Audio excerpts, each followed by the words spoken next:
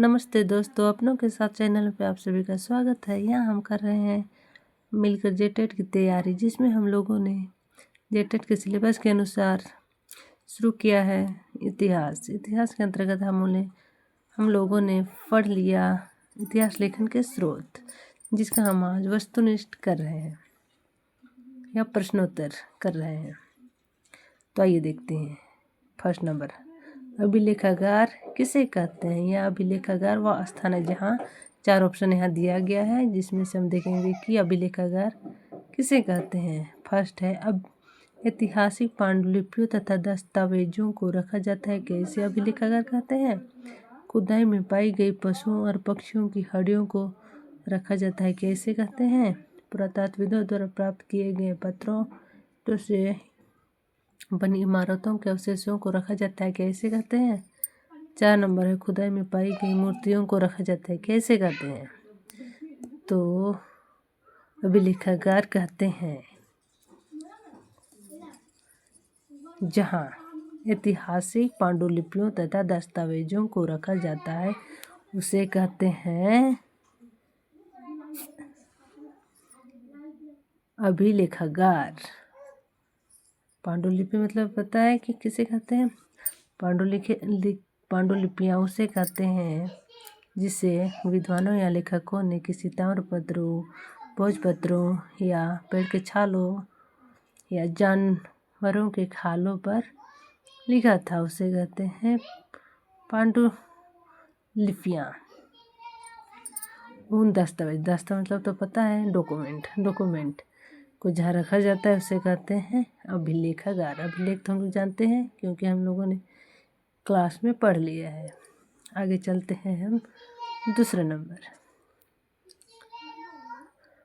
Number में है, इन नाविकों में से किसने भारत का समुद्री रास्ता पाने के लिए पश्चिम की ओर प्रस्थान कर अटलांटिक महासागर को पार किया था? किसने किया था? फर्स्ट है क्रिस्टोफर कोलंबस ने, दूसरा है फाजियान ने, तीसरा है जुएनजांग ने, चौथा है वास्को डिगामा ने। तो सही आंसर है ए। आगे चलते हैं।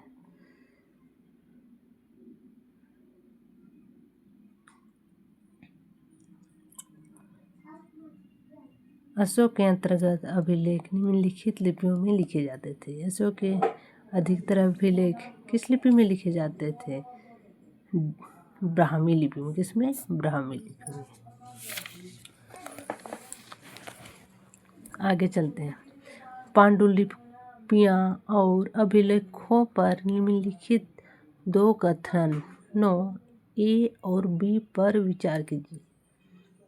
आइए देखते हैं। ए नंबर, पांडुलिपियाँ प्रायः ताड़पत्रों अथवा भोजपत्र नामक वृक्ष की छाल से विशेष तरीके से तैयार भोजपत्र पर लिखी जाती थी, क्या ये सही है? आगे, अभिलेख पत्थर अथवा धातु जैसे अपेक्षाकृत कठोर सतहों पर उत्कीर्ण किए जाते थे, सही है? ए और बी कौन सा सही है? आइए ऑप्शन देखते हैं। ए और बी क्या दोनों सही है? ए गलत है और बी सही है। सी, ए और बी दोनों गलत है। डी, ए सही है और बी गलत है।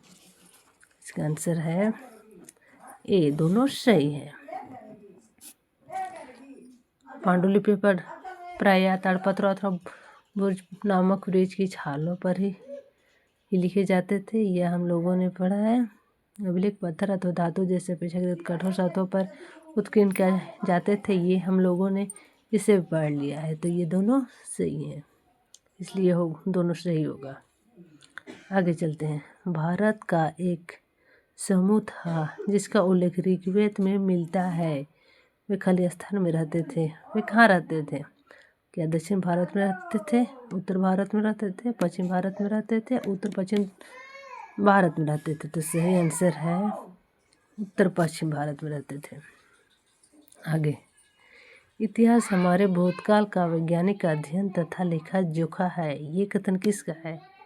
ये कथन है प्रोक्टाटे का। किसका है? प्रोगाटे का। इतिहास हमारे भूतकाल का वैज्ञानिक अध्ययन तथा क्या है, लेखा जोखा है। ये किसने कहा है? प्रोगाटे ने। आगे चलते हैं। भारतीय पुरातात्विक सर्वेक्षण के प्रथम सर्वेयर जनरल कौन थे? ये तो हम जानते हैं, प्रथम है अलेक्जेंडर कनिंघम। ठीक है, आगे चलते हैं। शाहनामा किसके द्वारा लिखी गई है? शाहनामा किसके द्वारा लिखी गई थी? फिरदौसी के अनुसार। अजंता का गुफा स्थित है, कहाँ स्थित है? अजंता का गुफा स्थित है महाराष्ट्र में। इतिहास कब प्रारंभ हुआ? क्या हमें पता है कि इतिहास कब प्रारंभ हुआ? ये नंबर, जब मानव सभ्यता का प्रारंभ हुआ तब से इतिहास का प्रारंभ हुआ। बी, जब मानव स्मृति प्रारंभ हुई, क्या तब से प्रारंभ हुई इतिहास? सी है, जब लिखित स्रोत उपलब्ध होने लगे, क्या तब से इतिहास प्रारंभ हुए? या उपरोक्त सभी? तो जब लिखित स्रोत प्राप्त हुए तब, क्योंकि लिखित स्रोतों के अनुसार से ही ना हम लोगों को पता चला कि अतीत क्या था।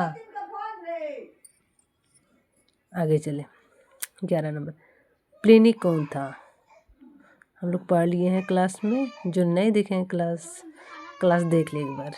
प्लिनी एक कवि जिसने भारत के इतिहास के बारे में लिखा है, क्या वो है प्लिनी? बी, एक राजा को अफगानिस्तान में बसा गया था, क्या ये थे प्लिनी? डी, एक रोमन विद्वान जिसने भारत के रोमन साम्राज्य के साथ व्यापार का भी उल्लेख किया था, क्या ये थे प्लिनी? डी, उपरोक्त सभी। सही आंसर है सी नंबर। एक रोमन विद्वान जिसने भारत के रोमन साम्राज्य के साथ व्यापार का भी उल्लेख किया है। आगे देखते हैं, 12 नंबर। भारतीय इतिहास को प्राचीन, मध्य और आधुनिक कालों में विभाजित करने में समस्याएं भी हैं। निम्नलिखित में से वह समस्या कौन सी थी? भारतीय इतिहास को प्राचीन, मध्य और आधुनिक कालों में विभाजित करने में समस्याएं भी हैं। निम्नलिखित में से समस्या कौन सी है? आइए हम देखते हैं कि वह कौन सी समस्या थी। ए नंबर, त्रिभाजन भारतीय राज्यों की क्रमिक गति को दर्शाता है। बी, 3 काल भारतीय इतिहास को वर्णित करने के लिए अपर्याप्त है। या संकल्पना पश्चिम से ली गई है, जहाँ आधुनिक काल विज्ञान, तर्कना, लोकतंत्र, स्वतंत्रता और समानता से संबंधित है। डी है, भारतीय इतिहास में प्राचीन काल और मध्यकाल तथा मध्यकाल और आधुनिक काल में अंतर की स्पष्ट रेखा प्रतीत होती है। सही है सी नंबर। कौन सा है? C number. ये संकल्पना पश्चिम से ली गई है, जहाँ आधुनिक काल विज्ञान, तर्क, लोकतंत्र, स्वतंत्रता से संबंधित है। आगे चलते हैं, 13 नंबर। आदिवासी लोग अपना पिछला लिखित रिकॉर्ड नहीं रखते हैं। वर्तमान में इतिहासकार आदिवासी इतिहास कैसे लिखते हैं? ये नंबर, प्राकृतिक परंपराओं का प्रयोग करके, आदिवासी पौराणिक कथाओं का प्रयोग करके, पुरातात्विक स्रोतों का प्रयोग करके, वाचिक परंपराओं का प्रयोग करके। कैसे लिखते थे? वाचिक परंपराओं का प्रयोग करके।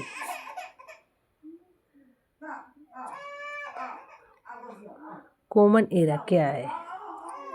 हम जानते हैं कॉमन एरा क्या है, तो आइए देखते हैं कि ये कॉमन एरा क्या होता है। ये नंबर, आदेश जारी करने के लिए सरकार द्वारा स्वीकार भारतीय एरा, हिंदू एरा और इस्लामी एरा के समन्वय से विकसित नया एरा, ऐतिहासिक घटना को अध्ययन करने का नया एरा।